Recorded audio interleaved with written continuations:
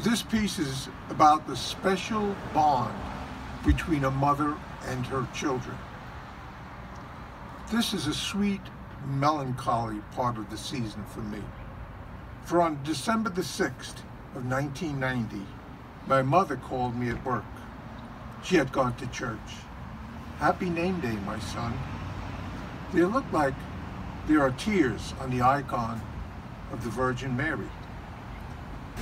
That was the last time my mother spoke to me from this world. December the 6th is St. Nicholas Day. He is the patron saint of sailors and children. Santa Claus is based on aspects of his life. He was a wealthy man who, legend had it, put gold coins in baked bread and placed it by the homes of young women who needed a dowry. Hence, wrapped gifts for Christmas. I was to see my mother at the annual church dance in a few days for St. Constantine Helen Cathedral in Brooklyn Heights.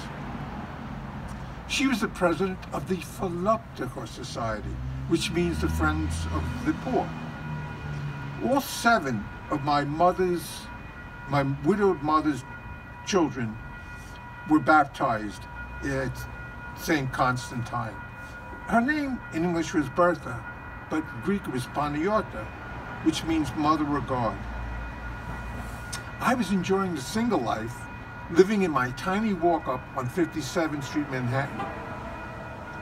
I was also new on the board of trustees of my childhood church. The widow of my Sunday school teacher nominated me. I was also chairman for the Dance Journal.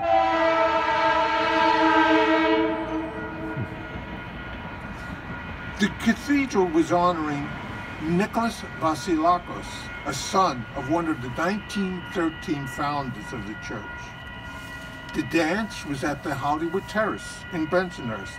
I got there late, and as I entered the lobby, one of the other board members greeted me with, "Nick, your mother is looking for you." I entered the darkened hall while the loud Greek music was playing. I went to my assigned table number 12, and I was told by my older sister, Tony, that she had given it away. Before I could find out where I would be sitting, the music stopped. The lights went on. A soft but very clear voice of Betty Santos said, "Nick, it's your mother." I turned around. My mother had collapsed on the dance floor. Betty was also a sister in the Philopticos Society. We tried to revive her, but couldn't. An ambulance came promptly, though it did seem like an eternity. They rushed her to Maimonides Hospital in Borough Park. The diagnosis was an aneurysm. At that time, only Tony and John, the 2 oldest, were still living at Mom's home. East 23rd Street off of Avenue D. Oh, it was the promised land for my parents. It was a far cry from the cramped railroad flat that we were all raised in. It had 11 rooms, stained glass windows, parquet floors, a garden in the front, a garden in the back with a large chestnut tree, a driveway. It now served to welcome the kids home to be near Mom. Jimmy came in from Queens, Michael from Michigan, Elena from Hoboken, and Peter from Pennsylvania. Mom's condition hadn't changed. The next Saturday, I called the house for an update on Mom. I was told to rush down to Maimonides, and I was prepared for the worst. When I got there, I was greeted by my brothers and sister. They told me to sit down, and I did. John also suffered an aneurysm. I was in disbelief. And he said, if Jimmy, Michael, Peter weren't home because of Mom, probably no one would have heard John in the basement as he collapsed, exclaiming, "Oh no." They were able to extract him from the bathroom. Small mercies we received. When the ambulance came for John, at first they wanted to take him to Kings County Hospital, which was the other side of Brooklyn. We pleaded with them, please take him to Maimonides, and they did. So now we would visit one and pray with them and then go to the other. John was making slow progress. Mom was not responding. A few days before Christmas, I was in my apartment. I felt a chill, and against the blank wall I was facing, a shadow went across. It had no form, but it made me think of a bird alighting to a tree. Within a few minutes, my sister called to say in a soft voice, Mom has passed away. Many incidents happened along with this event. They are part of a larger work called Heaven's Tears that seems to still be ongoing.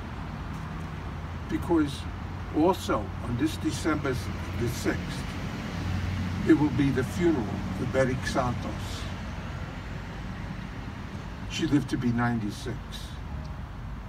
Not only was her life long, but she was loved by anyone that had met her.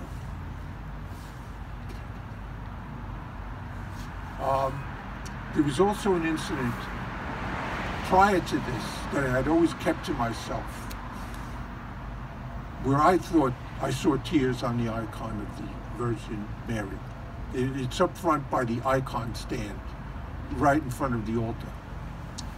And being not good with the language, I was very shy around people. But one of the board members said, take this big candle and escort this young girl up. She wants to light a candle there. So I did. And she was about to leave, and I said, one word in Greek, prosaphi, pray. And she did. And then before I turned around, I thought there were tears on the icon. And I kept looking back and forth. And I didn't say anything because I wanted to see if other people saw it. And this would revive. But in addition, when Mom was in the hospital, one of the visitors, Eva Tsikas, came and she said, I prayed in front of the icon because my daughter was sick. And some months later, and time gets to be, you know, it's not linear. I saw Eva with that young girl that I escorted to light that candle. Thank you.